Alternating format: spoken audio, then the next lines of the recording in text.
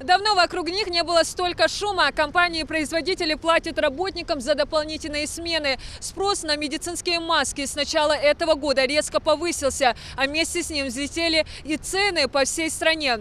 Стала ли вспышка коронавируса возможностью побольше заработать для некоторых предпринимателей, уже разбираются. Более 600 погибших, около 32 тысяч зараженных. Цифры жертв коронавируса с каждым новым днем ужасают все больше. Такое положение дел объясняет беспокойство людей и меры профилактики. Спрос на медицинские маски увеличился в стране порядка в 11 раз. Было меньше, сейчас побольше, конечно.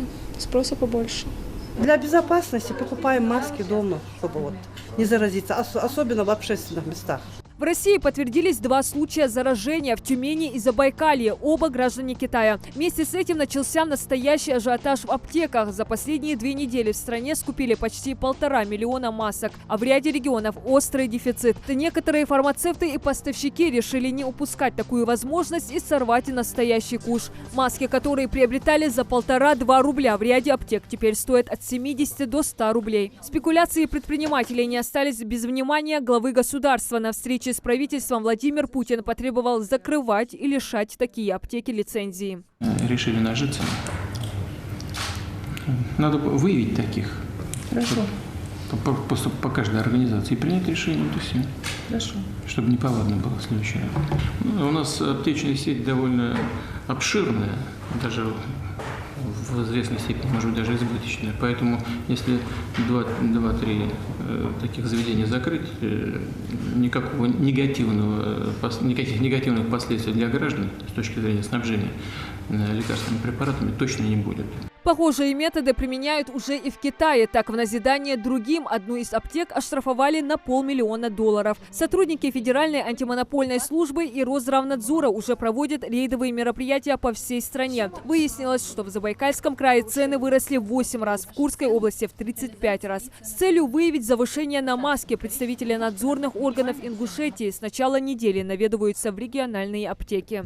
Маски в наличии есть в достаточном количестве. Вы можете назвать минимальную цену и максимальную цену? Буквально несколько недель назад медицинские маски здесь можно было приобрести за 2 рубля. Сегодня эта цена повысилась до 5 рублей. Купить неоткуда.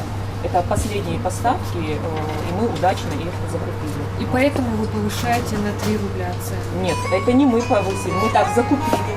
Поэтому, соответственно, цена такая. То есть поставщик завышает? Да, поставщики завышают цены. На некоторых складах даже одна маска стоит вплоть до 45 рублей. Росздравнадзор объясняет, поставщики, завышая на этот вид товара цены, не нарушают законодательство, так как на средства индивидуальной защиты нет предельной цены, как, например, на другие лекарственные препараты. А надбавки в несколько рублей в зависимости от цены приобретения незначительны. И мы, в свою очередь, выполняем эту работу.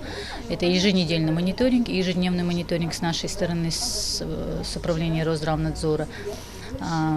Как выявила ситуация, дефицита в наличии масок на территории республики сейчас нет. У нас маски есть в наличии в достаточном количестве во всех организациях.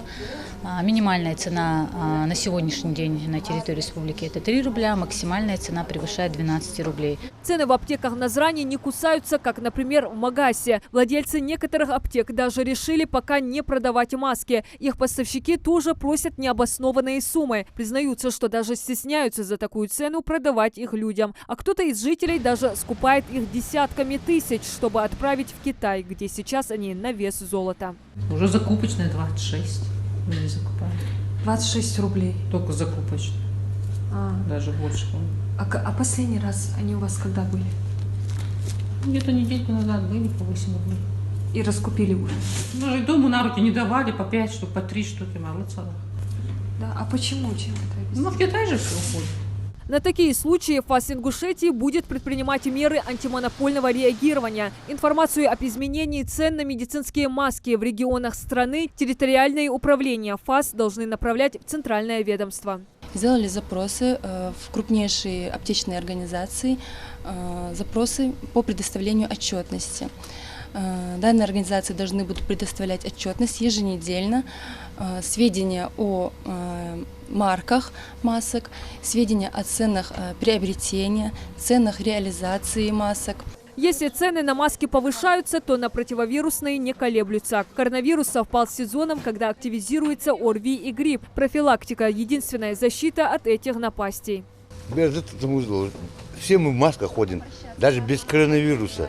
Можно смело сказать, статус самого востребованного товара на фармацевтическом рынке с начала этого года закреплен за медицинскими масками. В случае обнаружения необоснованного роста цен или дефицита масок, жители республики могут обратиться по телефонам горячих линий УФАС и Росздравнадзора Ингушетии.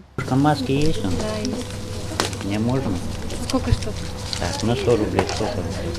Не меньше жители региона обеспокоены информацией, которая появилась на днях в соцсетях, что в дагестанском Кизляре несколько человек госпитализированы с подозрением на коронавирус. Распространили фото с медицинским работником в защитном костюме. Минздрав и СМИ Дагестана эту информацию опровергли. Тем временем случаи заболевания выявлены более чем в 2 десятках стран. Вакцины против вируса пока нет. Как сообщают специалисты, в среднем для ее разработки понадобится от 3 до 5 месяцев. Диана Дударова, Майрбек Межоев. Новости 24.